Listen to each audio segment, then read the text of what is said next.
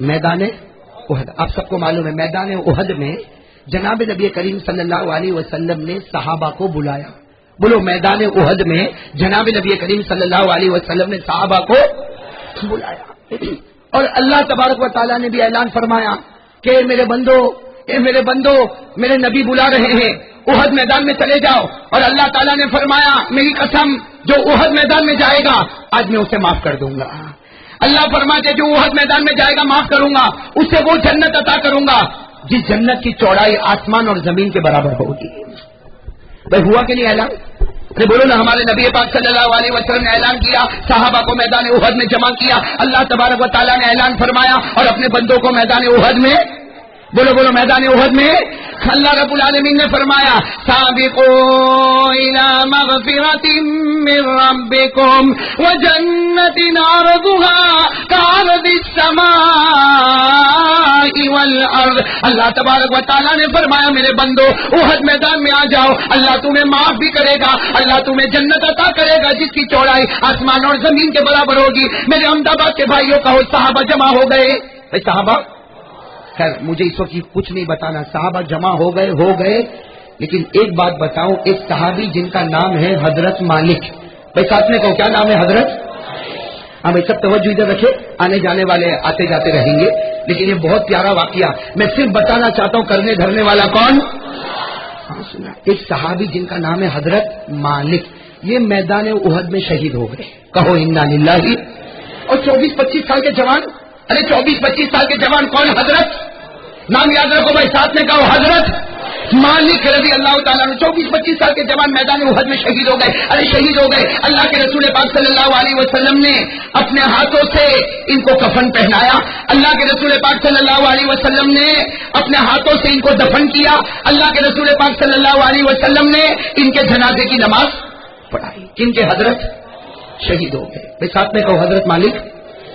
لیکن اب سننا، یہ اکلوتے بیٹے تھے اپنی ماں کے، وہ اپنی ماں کے اکلوتے بیٹے تھے. اب ان کی ماں بیچاری کہیں دور ایک لکڑی کا سہارا لے کر کھڑی ہے. اور احد کے میدان سے جب صحابہ واپس آ رہے، بھائی ساتھ میں کہو احد کے میدان سے صحابہ واپس آ، اب صحابہ واپس آ رہے، یہ حضرت مالک کی ماں ایک لکڑی کا سہارا لے کر کوئی دیوار کے کنارے کھڑی ہے. اور بیچاری بوڑھی اماں، بال بھی سفید ہو گئے، 80-90 سال کی عمر ہوگی. اب وہ بیچاری لکڑی کا سہارا لے کر کھڑی ہے اور سب کو پوچھتی ہے اینا ابنی مالک، ارے میرا بیٹا مالک کہاں ہے؟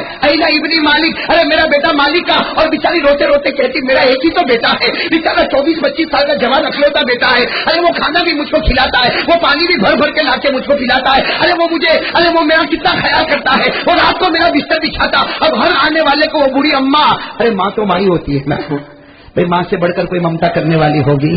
وہ ماں بیچاری بار بار پوچھے اینا ابنی مالک، میرا بیٹا مالک کا. اور ایسا تڑپ کر پوچھے، ایسا رو رو کر پوچھے کہ جو صحابہ آتے تھے صحابہ کو تو معلوم تھا کہ مالک کیا ہوئے، لیکن صحابہ نے سوچا کہ اگر کہیں گے تو یہ بوڑھی اماں کی جان نکل جائے گی، اس کو ایسا شوق لگے گا، اس کو ایسا دھکا لگے گا، یہ بوڑھی اماں یہیں پر ختم ہو جائے گی. اسے صحابہ کوئی جواب نہ دے. وہ بیچاری بوڑھی اماں، ایک تو بوڑھی اماں اور لکڑی کا سہارا لے کر، اور چہرے کا رنگ بدل گیا، کہنے لگے ارے کوئی مجھ کو جواب بھی نہیں دیتا، ارے میرا بیٹا مالک کہاں ہے، میرا بیٹا مالک کا، میرا اکلوتا بیٹا. ابھی تو وہ بیچاری بوڑھی اماں چلا رہی، چیخ رہی، نظر پڑی کون آ رہے؟ ہمارے آقا تاجدار مدینہ محمد الرسول اللہ.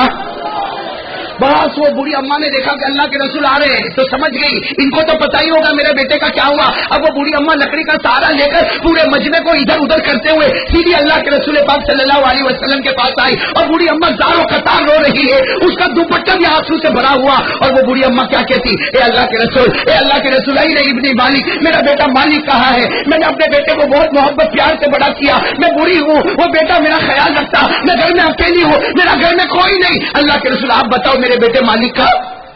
اللہ کے رسول پاک صلی اللہ علیہ وسلم نے بوڑھی اماں کا چہرہ دیکھا، سمجھ گئے اگر کہوں گا کہ تیرا بیٹا شہید ہو گیا تو یہ بوڑھی اماں بھی مر جائے گی. اللہ کے رسول پاک صلی اللہ علیہ وسلم نے کیا فرمایا؟ بڑے پیار سے فرمایا بوڑھی اماں، اے بوڑھی اماں مجھے مت پوچھ، پیچھے ابو بکر آ رہے. ارے بولو کون؟ سبحان اللہ. پیچھے کون آ رہے؟ ہاں حضرت ابو بکر آ رہے، پیچھے ابو بکر آ رہے، انہیں سے پوچھ لینا. ارے بات سمجھ میں آ رہی نا؟ اللہ کے رسول پاک صلی اللہ علیہ وسلم نے فرمایا مجھے مت پوچھ، کس سے پوچھ لینا؟ بولو ساتھ میں بولو، کس سے پوچھ لینا؟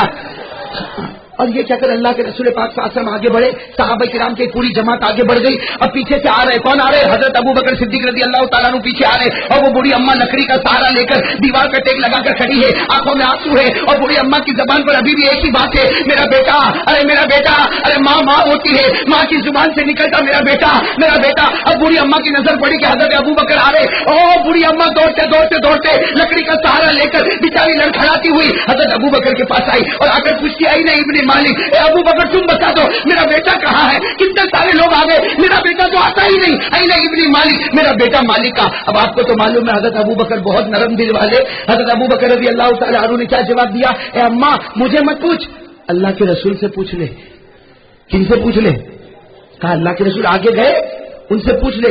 تو بوڑھی اماں تو ایسے بھی بیچاری بوکھلائی ہوئی تھی, رو رہی تھی. وہ بوڑھی اماں کا دماغ گرم ہوا, کہنے لگی ابو بکر عجیب معاملہ, میں اگر محمد سے پوچھوں صلی اللہ ہو, اگر میں نبی سے پوچھوں تو کہے کہ ابو بکر سے پوچھو, ابو بکر سے پوچھوں تو کہے کہ نبی سے پوچھو. یہ بوڑھی اماں کا مذاق ہوتا؟ یہ بوڑھی اماں, میں تو ایک بوڑھی عورت ہوں, 80-90 سال کی عورت ہوں, اور میرے بچے کے بارے میں سوال کرتی ہوں, مجھے کوئی جواب نہیں دیتا. حضرت ابو بکر رضی اللہ تعالیٰ عنہ کے چہرے کا رنگ بدلا. اچھا نبی نے میرا پتہ بتایا؟ کہاں نبی نے آپ کا پتہ بتایا کہ ابو بکر کو معلوم ہے. اب حضرت ابو بکر رضی اللہ تعالیٰ عنہ سوچنے لگے کیا کہوں اس بوڑھی اماں کو, اگر کہوں گا کہ تیرے بیٹے, تو یہ بوڑھی اماں کا حال کیا ہوگا. تو حضرت ابو بکر رضی اللہ تعالیٰ عنہ نے بہت سوچا, سوچنے کے بعد کہا اماں کھڑی رہے, تیرا بیٹا آ رہا ہے. کیا کہا؟ کھڑی رہے, تیرا بیٹا. اتنا کہا حضرت ابو بکر صدیق رضی اللہ تعالیٰ عنہ آگے چلے. اب میرے دوستو اللہ کی قسم میں کبھی کبھی کہتا ہوں حضرت ابو بکر کے دل کا کیا حال ہوگا. حضرت ابو بکر رضی اللہ تعالیٰ عنہ آگے چل رہے, وہ بوڑھی اماں تو رو رہی تھی, حضرت ابو بکر ایسا رو رہے, ایسا کوٹ کوٹ کے رو رہے, اور اپنے آپ سے کہتے کہ ابو بکر تو نے زندگی میں کبھی جھوٹ نہیں کہا, لیکن آج تو نے بوڑھی اماں کے سامنے جھوٹ بولا نا. ارے جھوٹ بولا کہ نہیں بولا؟ وہ تو شہید ہو گئے, وہ تو شہید ہو گئے, اور تم نے بوڑھی اماں کو کہا کہ تیرا بیٹا آ رہا ہے, تو نے اماں کو انتظار میں کھڑا کیا. حضرت ابو بکر رضی اللہ تعالیٰ عنہ جا رہے, رو رہے, جا رہے, رو رہے, جا رہے, رو رہے, اور ایک ہی بات زبان پر کہ ابو بکر نے کبھی جھوٹ نہیں کہا, بلکہ حضرت ابو بکر نے ایک جملہ فرمایا, اے اللہ تو نے آسمانوں پر مجھے صدیق کہا, صدیق کے معنی سچ بولنے والا, لیکن آج زمین پر تیرے ابو بکر نے جھوٹ بول دیا. میرے دوستو آپ اندازہ لگاؤ حضرت ابو بکر کے دل کا کیا حال ہوگا. تڑپتے گئے, مچلتے گئے, روتے گئے, آگے بڑھتے گئے, اور سیدھے چلے گئے مسجد نبوی میں. کہو صلی اللہ ہو. کہاں پر گئے؟ مسجد میں گئے. اب سارے صحابہ وہاں پر جمع تھے. حضرت ابو بکر نے کسی کی طرف دیکھا نہیں, سیدھے مسجد میں گئے. میرے پیارو, میرے لیے کہنا بہت آسان, آپ کے لیے سننا بہت آسان, لیکن وہ حضرت ابو بکر کا دل کیسا تڑپا ہوگا.